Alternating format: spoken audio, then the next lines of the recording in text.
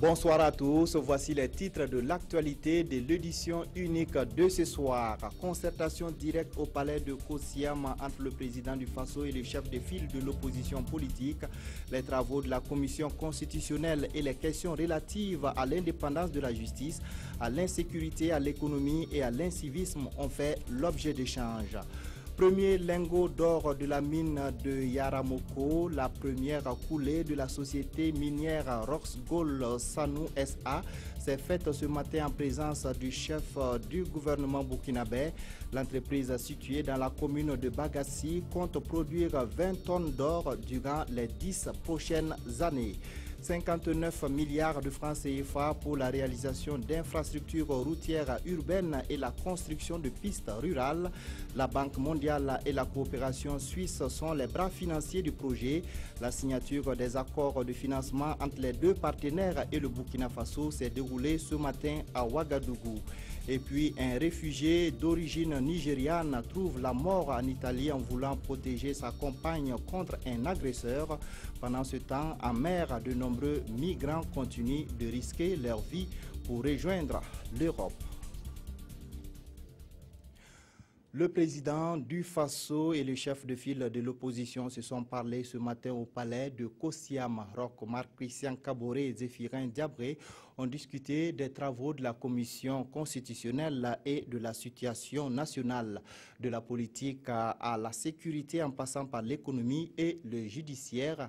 Tous les grands sujets de la vie de la nation ont été évoqués. Le point de la rencontre avec Jean Zongo et Bouma Ernest Nebié. La rencontre est une initiative du président du Faso, Marc Christian Kaboré, pour échanger avec l'opposition politique burkinabé sur les questions relatives à la vie nationale. Il est désormais question pour le CEFOP et le président du Faso de se rencontrer 2 fois dans l'année. Si un dialogue entre l'opposition et le chef d'État permet de dégager des pistes permettant donc de résoudre le quotidien des Burkinabés, c'est un gain pour l'ensemble de la nation. C'est dire si nous aussi nous sommes disposés à sacrifier à ce rituel-là. Au cours de cette rencontre d'aujourd'hui, qui aura duré environ 3 heures, plusieurs sujets ont été abordés avec en ligne de mire les problèmes sociaux que vivent actuellement les Burkinabés. Il y a une misère sociale que tout le monde constate et nous savons bien que le chef de l'État en est conscient, mais il était important pour nous que nous puissions encore attirer son attention et souhaiter que lui instruise son gouvernement pour qu'il prenne à cœur ces questions-là. La problématique de l'économie nationale a été également évoquée et le CEFOP d'interpeller le président du Faso sur la question de la dette intérieure. Beaucoup d'opérateurs de notre économie ont des factures qui sont en souffrance au niveau de l'État et tout le monde sait que si on ne résout pas cette question-là, si on ne procède pas au remboursement de cette dette-là, on ne permet pas à l'économie de respirer et on ne crée pas la chaîne de transfert qui fait en sorte que l'argent puisse circuler. Les Kouagoulouego, l'incivisme, l'insécurité, les violences post-électorales au Burkina étaient aussi à l'ordre du jour. Nous, en tant qu'opposants, non seulement nous le déplorons, mais nous avons tenu à interpeller le chef de l'État et son gouvernement pour qu'ils prennent les mesures qu'il faut. D'abord pour que tous les auteurs de ce genre d'actes-là soient identifiés, poursuivis, arrêtés et châtiés conformément à la loi. Le CEFOP dit avoir interpellé le président du Faso sur l'indépendance de la justice et le traitement des dossiers pendants. Le chef de file de l'opposition a aussi fait cas du débarquement de Achille Tabsova et de Zambende Théodore Sawadogo de l'avion qui devrait les amener en Côte d'Ivoire. Je peux dire par contre ici que la réponse du chef de l'État nous a donné satisfaction puisqu'il y a eu réponse. Le chef de l'État a tenu à nous présenter ses excuses pour ce qu'il appelle des malentendus et des erreurs, et a pris l'engagement devant nous que ce genre d'entraves-là ne se reproduiront jamais, ce qui, bien entendu, nous ravit au plus haut point. Le rôle que doit jouer l'opposition politique burkinabé dans la vie nationale, la problématique du financement des partis politiques et la réconciliation nationale sont aussi des points qui ont été également abordés au cours de la rencontre. Et puis, ce communiqué de la direction de la communication de la présidence du Faso relatif à cette actualité. Son Excellence, le président du Faso a reçu en audience ce matin 7 juillet 2016 À partir de 10 heures, une délégation du chef de file de l'opposition politique autour des travaux de la commission constitutionnelle. En marge de la rencontre, plusieurs questions d'intérêt national ont été abordées, dont celle relative à des entraves dont ont été victimes certains leaders politiques de l'opposition voulant se rendre à l'étranger, tout en regrettant ces actes qu'ils qualifient de malentendus et d'erreurs. Le président du Faso a promis de tout mettre en œuvre pour que ce genre d'entrave ne se produise plus. C'est signé donc de la direction de la communication de la présidence du Faso. La suite du journal, Roch-Marc Christian Kaboré a aussi reçu en audience le ballet citoyen, lauréat du prix ambassadeur de conscience de Amnesty International. Les membres du ballet citoyen sont allés présenter ce prix au président du Faso. On fait le point avec Jean Zongo et Bouma Ernest Nebier. Le ballet citoyen est depuis le 28 mai dernier honoré du prix ambassadeur de conscience de Amnesty International. C'est ce prix que cette organisation de la société civile du Burkina est allée présenter au président du Faso, Roch-Marc Christian Kaboré. Alors ce prix pour nous représente deux choses. La première chose, c'est qu'il reconnaît un travail fait dans le sens du renforcement de la démocratie au Burkina et en Afrique. La deuxième chose pour nous, c'est une interpellation. C'est une interpellation de la jeunesse burkinabé, de la jeunesse africaine, à continuer à se battre, à prendre en charge lui-même l'avenir de nos pays respectifs. Donc nous disons que c'est un prix qui met la jeunesse en tant qu'acteur, et d'ailleurs Amnesty même l'a reconnu. Les précédents lauréats de ce prix, c'était des personnes d'un certain âge qui avaient beaucoup fait, Nelson Mandela, Václav Havel, Aung San Suu Kyi, pour ne citer que cela.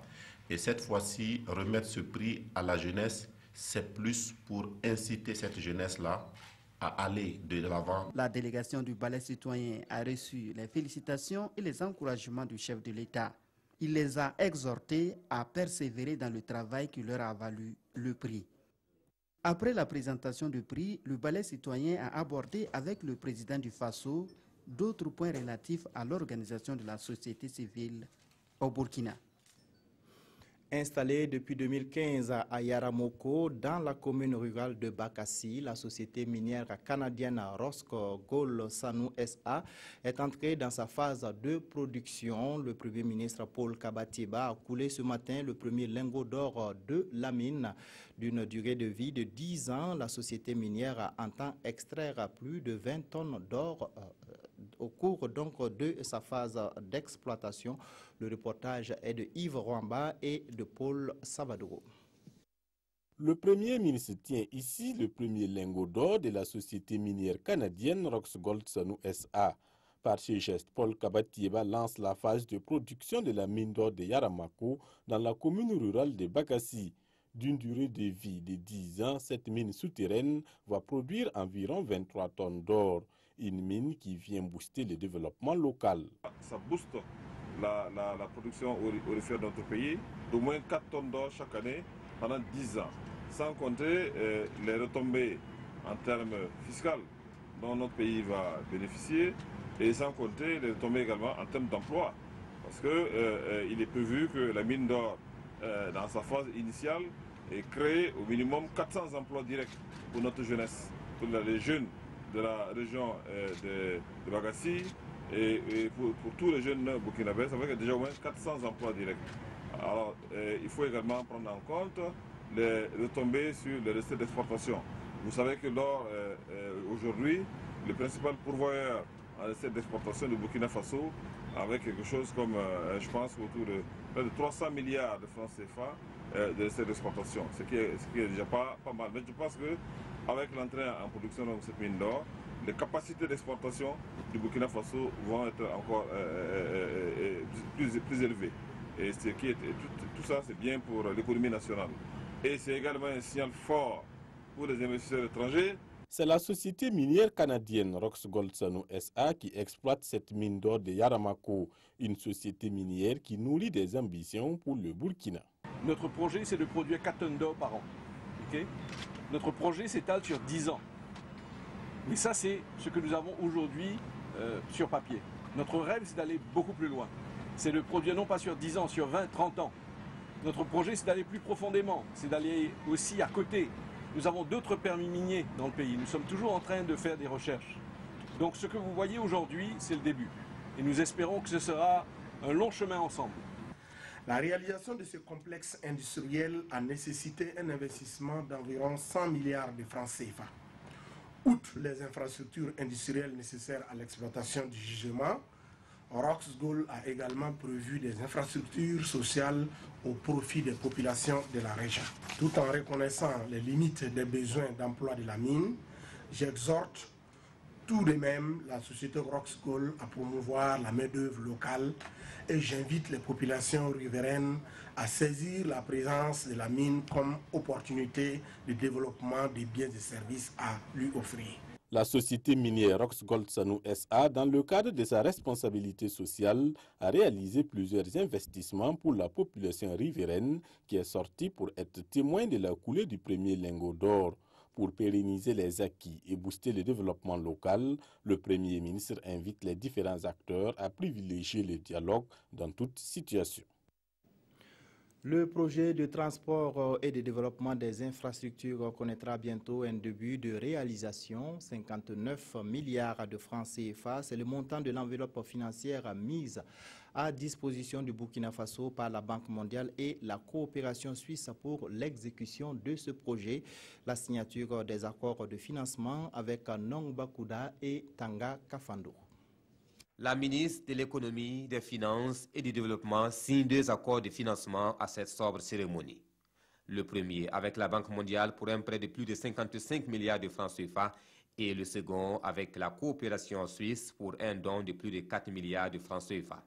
La somme des 59 milliards est destinée au financement du projet de transport et de développement des infrastructures urbaines. Nous avons toutes les raisons effectivement d'être heureux parce que ce projet va contribuer à réduire l'extrême pauvreté et à promouvoir la prospérité partagée qui sont au cœur du plan national de développement économique et social qui est, comme vous le savez, le programme du président Roch Kabore.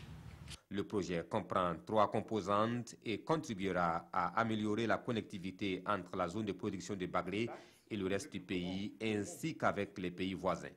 Il permettra également la réalisation des pistes rurales avec la méthode IMO, la haute intensité de main-d'œuvre. Nous sommes doublement satisfaits d'avoir répondu à cette priorité nationale et surtout de contribuer au développement économique et social du pays à travers les liens qui seront créés entre le marché et les producteurs, à travers la création d'emplois qui sera générée à travers les travaux à haute intensité de main-d'œuvre. Le projet PTDU dure 6 ans et sera exécuté sous la tutelle technique des 3 ministères concernés, ceux en charge des infrastructures, de l'urbanisme et de la décentralisation. Le réseau des organisations de la société civile pour le développement et l'association Cercle d'éveil sont inquiets pour le projet de réhabilitation du boulevard de Tangsoba. Le tronçon échangeur de l'Est, échangeur de Ouagadougou devrait être réhabilité grâce à un don du Japon. Mais pour des questions de délai, le ministère en charge des infrastructures veut le refaire grâce à un prêt. Des précisions avec Mokhtar Ouedraogo et Zalissa Sanfo. Le ministère des Infrastructures, sur le banc des accusés de l'association Cercle d'éveil et du réseau des organisations de la société civile pour le développement. Voici les faits qui lui sont reprochés. Le gouvernement japonais a fait don au Burkina Faso d'un montant de 22 milliards de francs CFA destiné à la réfection du tronçon de 6,5 km du boulevard de Tangsoba. Il nous est revenu que la partie burkinabé, prétextant de ce que la procédure du financement japonais était longue, a demandé à la partie japonaise de réaffecter le financement du projet. Selon les termes du contrat, il faudra attendre fin 2017 pour que les travaux sur cette voie puissent commencer. Pour régler l'urgence, le ministère des Infrastructures décide d'engager un prêt et de procéder à la réaffectation de ce don. La requête gouvernementale de réaffectation du don vers d'autres projets entraînera l'annulation pure et simple du don, car selon les procédures portant sur les dons au Japon, cette somme, objet d'un accord gouvernemental, ne peut plus être réaffectée à d'autres projets. Pour eux, si le ministère des Infrastructures change les clauses du contrat, c'est la relation entre le pays des hommes intègres et celui du soleil levant qui va en souffrir. Une nouvelle orthodoxie dans la gestion des finances publiques. Les budgets alloués aux différents départements ministériels seront désormais gérés conformément aux principes du budget programme à partir de janvier 2017. Les exigences de ce nouvel outil ont été expliquées aux financiers des ministères et institutions, Souleymane Sanou et Yolande Lampo. De par le passé, le Parlement intervenait dès lors que le gouvernement avait fini l'élaboration de son budget programme.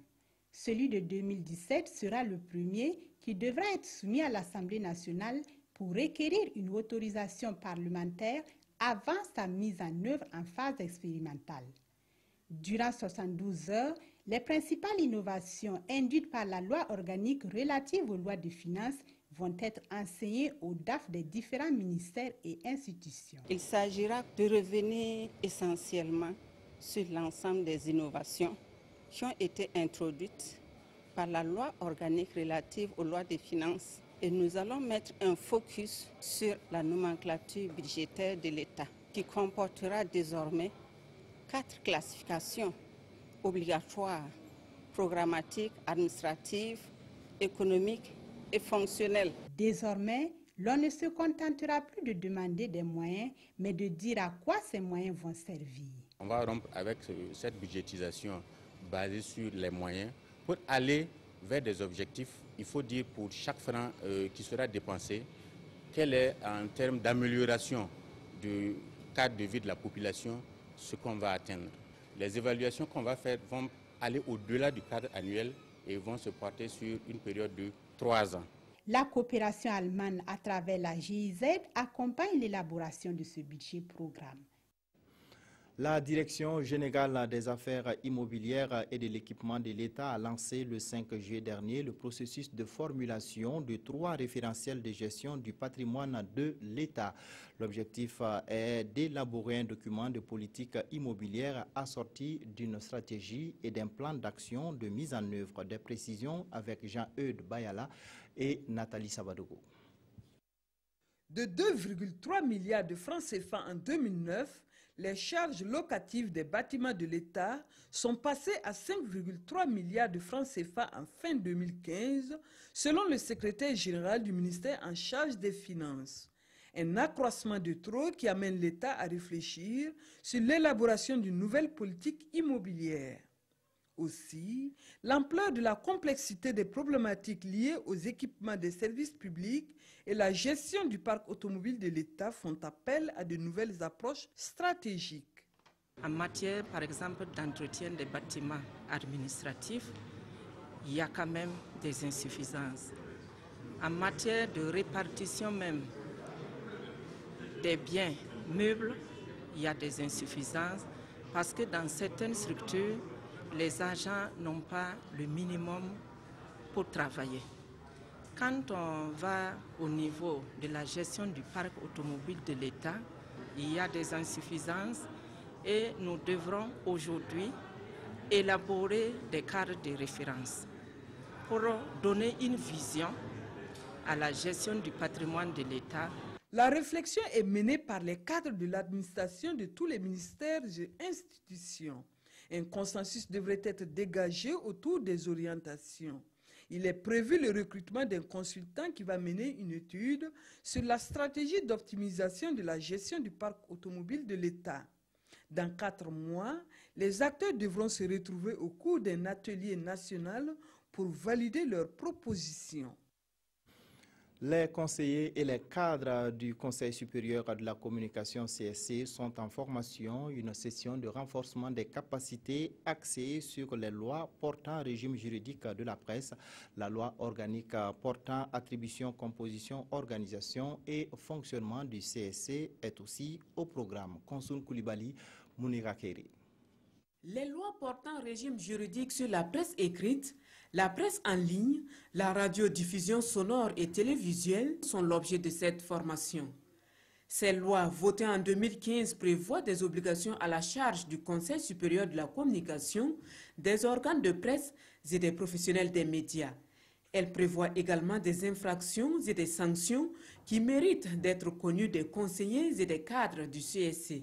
Pour nous, par exemple, il s'agit de comprendre réellement quelle est notre responsabilité face à ces dispositions-là et quelle est notre responsabilité dans ce renouveau démocratique.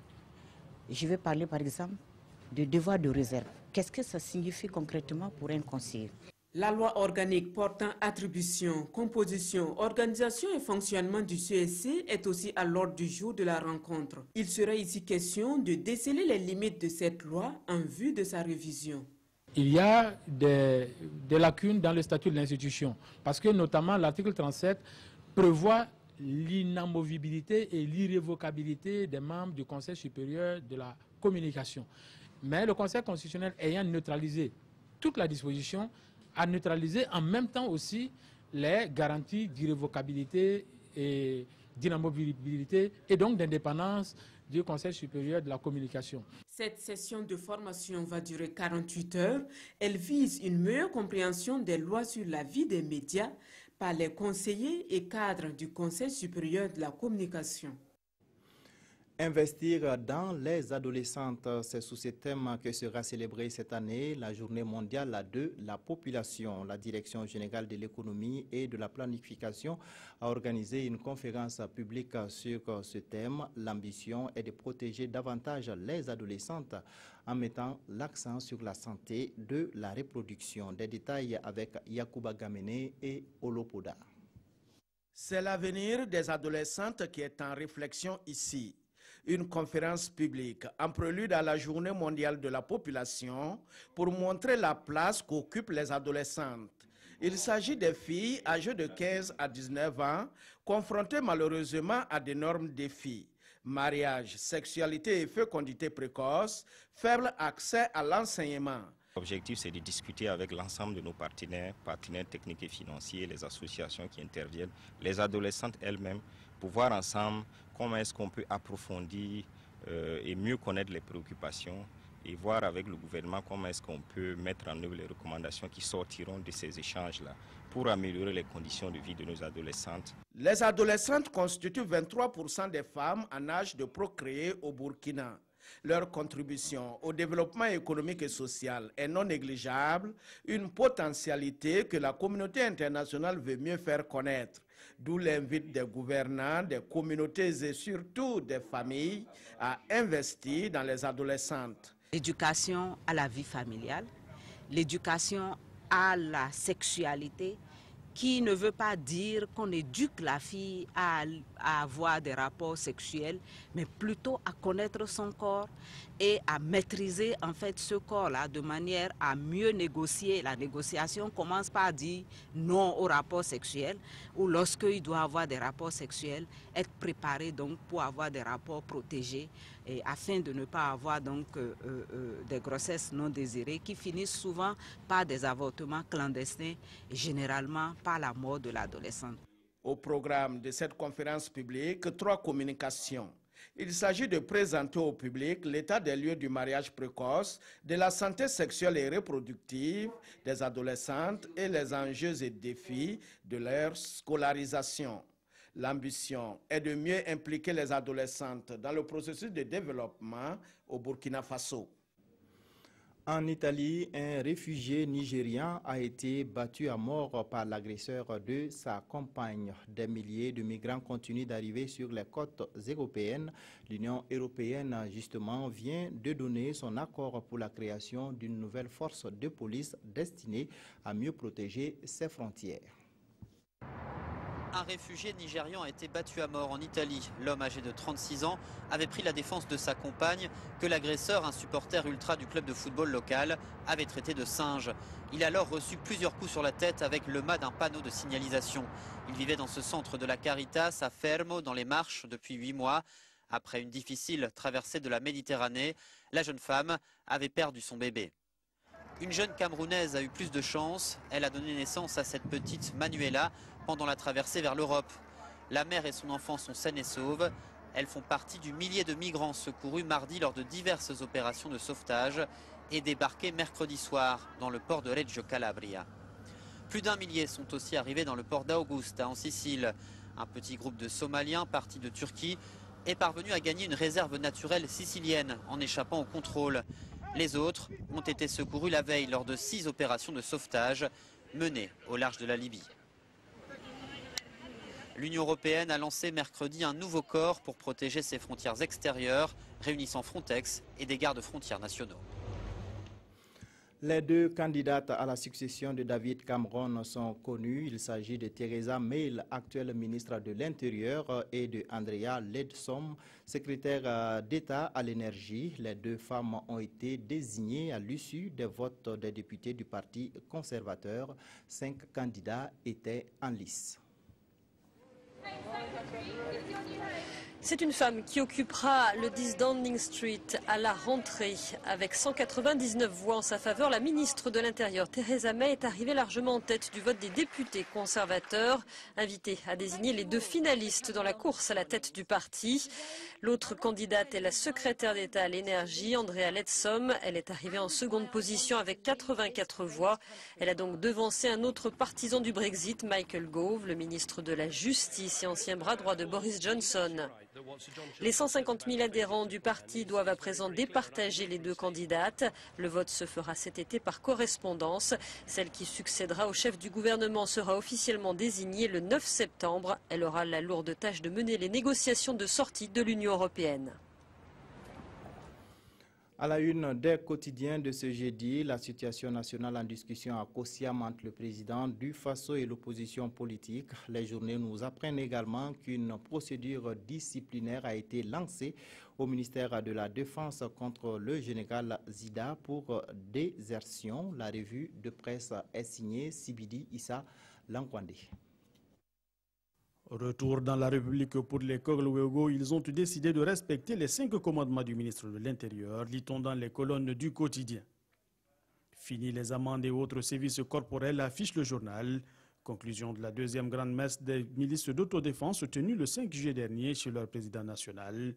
Une assemblée générale en l'absence de Boukari Kaboredi, le Lion et de Django, mentionne le quotidien, au cours de laquelle les Koglo-Wego ont décidé de respecter les mesures prises par le ministre. Désormais, plus de port ou de détention d'armes pour tous. Seules les brigades d'intervention pourront utiliser les armes. Fini aussi les services corporels, humiliations et autres amendes. Tout sera fait selon les préceptes de la loi. Cependant, note le journal, ils appellent l'État à les soutenir aussi bien matériellement que financièrement. Autre sujet, aujourd'hui au Faso, nous apprend qu'une réquisition a été lancée depuis Kosiam contre le général Zida pour désertion. Le refus d'obtempérer du général en exil au Canada a conduit le ministre de la Défense à requérir 60 jours de prison ferme contre lui. Pour le journal, la hiérarchie militaire aurait même procédé à sa rétrogradation, invalidant son grade d'officier général de division. Et sur la situation nationale, les quotidiens nous informent d'une rencontre ce jeudi entre le président du Faso et l'opposition politique. Sur demande de Roch, précise aujourd'hui au Faso. Mais de quoi vont-ils réellement parler, s'interroge l'Express du Faso. Outre la volonté affichée des 2 partis à privilégier le dialogue, le journal espère seulement qu'il en sortira des conclusions en faveur des Burkinabés. Voilà qui met fin à cette édition. Merci de votre fidélité. Restez en compagnie des programmes de la RTB.